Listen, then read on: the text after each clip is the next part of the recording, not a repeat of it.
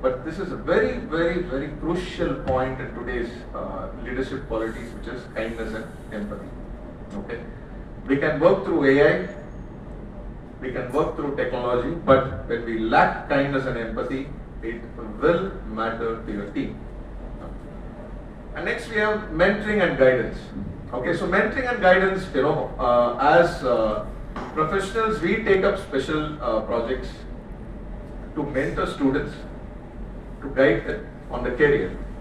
So we take up special projects, and we strongly believe that the industry leaders to come forward to guide students, to mentor them, to coach them. Let's say it can be the students or it can be even the new entrepreneurs, the startups. Okay, so startups, once we say startups, we believe that it's newly started company, but it is not. A startup is something which is a unique idea which has formed as a company, which is called a startup. Okay, so I'm just giving that answer. So majorly, we are also planning to serve the entrepreneurs who are newly coming up, to mentor them. So why we do this? Okay, and why I'm mentioning this point is this mentorship and guidance is part of the leadership process.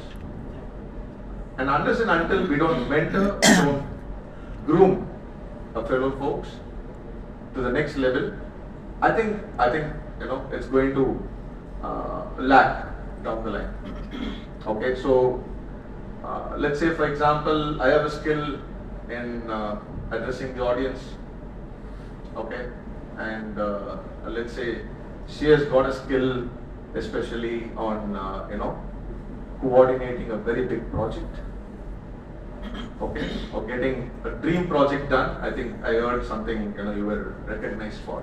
So getting a dream project done. So that skill needs to be put on to the next person who is coming up. I think that shows a very good leadership quality in you. And then work on retention. This is one important point which I want to mention. Work on retention, not firing. Work on retention, not firing. So nowadays, what happens? I'm talking about the corporate culture. Okay, so what happens today? Mostly firing happens. They go out, and new people come in. They go out, new people come in. And again they go out, another new set of people come in. So what happens is the culture of the corporate dies.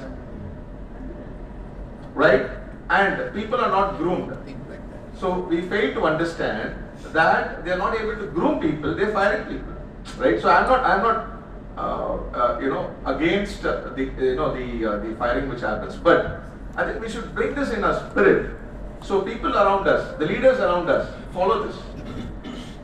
Why cannot we retain valuable people, or why only the valuable people I'm talking about, not the waste resources? Okay, the valuable people I'm talking about. Why cannot we retain them instead of firing them immediately and finding new resources? Okay. And give opportunities to your team members and learning the unlearned. So, I have seen this in Rotary, especially in Rotary, and I'm thankful to the community of Rotary, because Rotary gives you opportunity every year to a new president. So I have not seen this, anywhere on in this planet. It's such a wonderful mechanism, and it's such a wonderful ecosystem wherein everyone can taste leadership. So that is another point wherein which I wanted to mention. We should try to give the opportunities to learn the unlearned. Let's say a person is not having skills of public speaking, let's say, or let's say project management. We should give that person an opportunity so that that person starts to learn that particular skill. And last few points I have. Okay. So especially there are a lot of programs which happens, right? I wanted to mention it's one of the core responsibility of the leaders to measure the outcome of the program. So if not possible everywhere, but at least in some of the programs to measure the outcome. So what happened when we came in, or the audience came in, and what transformation has happened once they completed the program, they left. So what kind of transformation happened, and the transformation can also be recorded in a statement, wherein what kind of transformation has happened wherein after this program. So let's say 5 people have got this value addition out of this program, which is a very big accomplishment, right? So I think that will enhance the power of leadership. And then last 2 points: embrace positive and happiness mindset among your fellow folks. Okay, so, and then the last one is networking and relationship management. Okay, so again I would like to thank Rotary and its community, for building relationships. Majorly, let's say I've met some of my old friends today. I've met,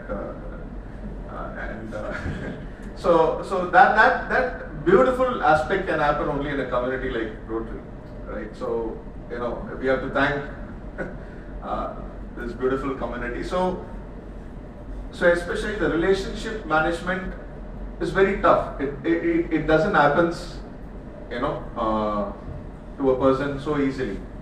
Normally